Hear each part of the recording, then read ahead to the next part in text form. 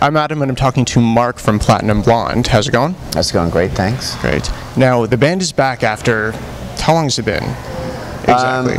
Since we last had an album on the charts was 12 years ago when we did our greatest hits release, and we did a small tour for that, and it was literally #1 for like 4 or 5 weeks. It was great, but you'd think we'd have done something then, but my DJ career was really taken off at that point in '99, and I just got started on doing remixes and producing and that kind of stuff. So I didn't have much time, and after doing the umpteenth remix of all these indie bands, which was my main focus, I just realized that separating the music, and I can hear so many Platinum Blondisms, because when you take, in the beginning I used to say Platinum Blonde was dance music disguised as rock music, and when I strip all this stuff away, you take indie rock and you take sort of electronic music and you put it together, 9 times out of 10 that pill's going to taste an awful lot like Platinum Blonde. So Platinum Blonde are generally called a new wave band, if they're called any one thing. I mean, do you accept that label, or do you see it more as being a sum of Well, it's still got new in it, so anything that's keeps calling us new, I think I'm going to have to accept, because I've always lived life like that. I've always lived life very much in the present, and want like to do new things and to have new music. That's why it was important to us, if we were going to tour or do anything, getting this back to band, back moving again, is to be current and to be legitimately part of 2012, and or we're just not going to tour. There's no point for us to tour. I don't rely on nostalgia, or want to rely on nostalgia, and just take people's money and the gigs, because some of these ticket prices have been outrageous, like over $100 a ticket to see us play, and they're all sold out places. I want to make sure that they realize that we're coming and they're getting new music as well. I have to admit, I was a bit surprised that there was no Platinum Blonde reunion tour, call it a greatest hits tour, but just reminding old fans, reminding casual fans, maybe introducing some new fans to your catalog, really. Do you ever consider? Well, I think, because we never really flogged the band's wares after, when we decided to, put the finger on the pause button, as they've been so nicely calling it just recently in most interviews. We never I was successful doing my DJ thing. Serge was successful with his building, and because he's an architect who just likes to design really interesting structures, which is a very rewarding career, especially but his first love obviously is music. And Kenny had a music school going, and he was doing recording and he was doing producing as well, and so we didn't need to do it, and some bands unfortunately find themselves in a situation where they know nothing else whatsoever, and they go from people being excited to people saying, oh, I'll see them next time they come, to people not really coming, and then all of a sudden they've just, so we didn't want to be past that. We have a good legacy. When we stopped, pretty much at the height of the career, we just had a double platinum album sale. You know what I mean? Where so many people just don't get that ever, and we just put it on pause. We thought the musical environment wasn't exactly there for us, so it worked out better that we didn't work out words like that. And then on the internet, and then of course with Crystal Castles and Robert Smith doing Not in Love, the band's cult status grew. And when a cult status grows, that's a priceless thing. That's the biggest gift anybody can give you, is saying, yeah, they're more of a kind of a culty band now. And to me, that's all I've ever dreamed of as being a kid. I want to be more of like a cult band. That would be great, So. And after that remix, or even before, sorry, not remix, after that cover, or even before that cover, do you get people coming up to you all the time, just saying, hey man, loved your band, big influence? Well, what I did find interesting is people just writing us from places like Iceland and Northern Africa and Philippines, places we normally didn't, you know, go to on a regular basis. Right. And it's all because of, you know, Crystal Castles and the fans who love them, and they show us love, the same love. And I think that it was a great thing. I mean, it's even on the setup menu for FIFA 2012, which is, you know, it's a game that sells over 50 million units per year. You know, what it did, I guess, is it showed some people and even ourselves that the songs were, you know, really good. And they really strike a note no matter what decade we're in. And wow, because you know when you listen to something, you say, "Oh, that's from the 50s, that's from the 60s." Our stuff can sound a bit 80s, but it also sounds exactly like what's going on now, and that's the beauty of it. And I think it wasn't by design, just by luck, I guess. Well, you know what's funny? When I first put in the new album, Now and Never, from about, I would say 15 seconds into the first song, Valentine, it just hit me. This sounds exactly like Platinum Blonde, yet I would not have been surprised if this was a brand new band, if I didn't know differently.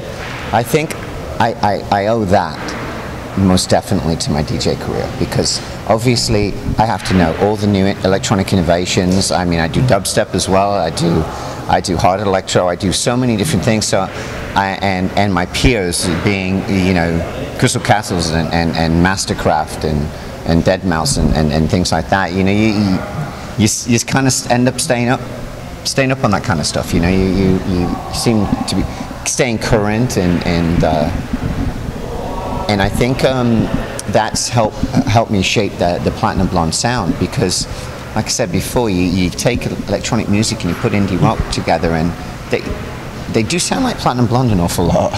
Sure, yeah. Now, this might be a tough question, but Okay. Do you think, for the new songs on Now and Never, do you think you incorporated newer style sounds inspiration, or do you think that was just always there, really? Do you think it was more, like, did these songs just come out?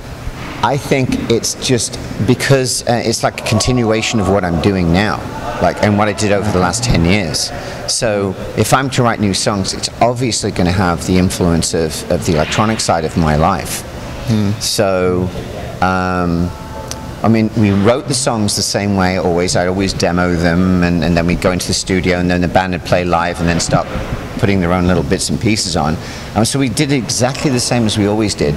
And it was interesting because it felt like absolutely no time had changed. It's just no time had gone by, nothing had changed. Serge is still the same disheveled person he always was, and just, you know, an adorable character, and making life in the studio a lot easier by, you know, injecting humor and you know, keeping things simple and melodic riffs and things like that. That we always thought it's very important that to realize that the world, 90%, maybe even more, 98% of the people listening to the records aren't musicians. The people who you know, register melodies in certain ways, and so we always thought that when it comes to guitar, why not have a guitar part that people can sing, or a whistle? And when it comes to drum solos, maybe something that people can play along to, which doesn't really matter one, which is that famous one. But it's, so we've always had that, and then the main thing was a good dance beat, which is kind of something we've always done from record one, you know. Right, yeah. I mean, beats and tunes are timeless, really. And also, I think another thing that helped our cult status is the fact that we never really wrote songs about, hey, you know, I'm busting with my mates, I'm in the VIP section with a bottle of Cristal, and I'm doing the motions right now. Okay, as well, okay. So you know. Thank you. You know, the pee-pee dance, the one where you just look like you have to go to the toilet, but hey, the kids love it. the kids do love it. It's just that we never did that. So we always managed to maintain our identity, and I find that, especially when I do my DJ stuff, I find that regardless of how electronic the crowd is, you bust something out like Kings of Leon or something, and they know every word. So that it is out there. The radio as a whole doesn't have to have that 10 artist, 10 song log jam. It can actually be more, because don't be frightened of guitars, people, because and especially the radio. Don't be frightened of guitars, because people are listening to it and it's out there and they all know it. You know, they don't have to worry about just playing 1 or 2 tracks that over and over again. You know. Right, makes sense. But that's me. I'm not one of the sponsors who says, yeah, play Lady Gaga. We're not going to give you Nabisco, you know? No, fair enough. Well, I guess, you know, in terms of coming out with new music, especially after a long time, it does help to have a name, as much as you're not cashing in on your catalog, right? Yeah, it certainly does. I mean, it was hard to get our catalog a few years ago. When Crystal Castles were doing the remix, not the remix, just the remake, when they were in LA, they phoned me to send them a copy of the song because they couldn't get it on iTunes even. What? Yeah. Oh well, yeah. It took Sony an awful long time to, you know, wake up, and now everything, it's greatest hits and B-sides and just, you know, demos. Everything's up there now. So, but that's just the price you pay when something good happens and you get popular. A lot of other things come out as well. So hey, what can you do? Yeah. Take the good with the bad. Hey, whatever gets it out there, right? Yeah. So, speaking of getting out there, you have some tour dates coming up. Yep, we're doing right now. We're doing a lot of festivals, and basically gearing up to do a tour that can take us through Canada and the US before we go to Europe. And I think what we'd like to do is it's playing festivals is great. I'm really I'm at home playing to thousands of people in one go. I mean, but I think for this one we'd like to feature the new album a bit more, and play to sizes maybe that a lot of people can't get into, but you know, keep it down to 1,000, 1,500, and make it an intimate thing, so we can actually go through what we're doing now and, you know, have a little bit of a word, you know, take a breather, talk about some of the tracks, and you know, kind of premiere the record, really, because that's what we want to do. We'll play the hits still, but you know. Do you feel any pressure to play certain hits? You know, what is a Platinum Blonde set list circa 2012? It's not really pressure as much as pleasure, really. It's fine. We feel pretty good about this. There's always a song or two that you might have thought to yourself, yeah, I really shouldn't have done that one, or I definitely shouldn't have done that video. More to the point, we definitely shouldn't have done that video.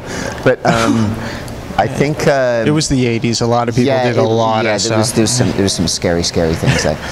But for the most part, I think we're pretty good with everything that we're playing. And if we were to do this 12 years ago and have some new stuff, I'm not sure that the music would have fit so seamlessly into what we're doing now.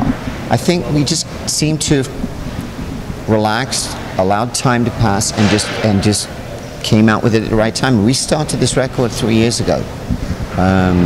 You know, Kenny was really excited. He must have asked me about so many times. Every 3 months would pass by, I'd get a phone call from him, or I'd see him somewhere, and I know that the parting line would always be, let's get the band back together, let's get some new music out there and finish some unfinished business, you know.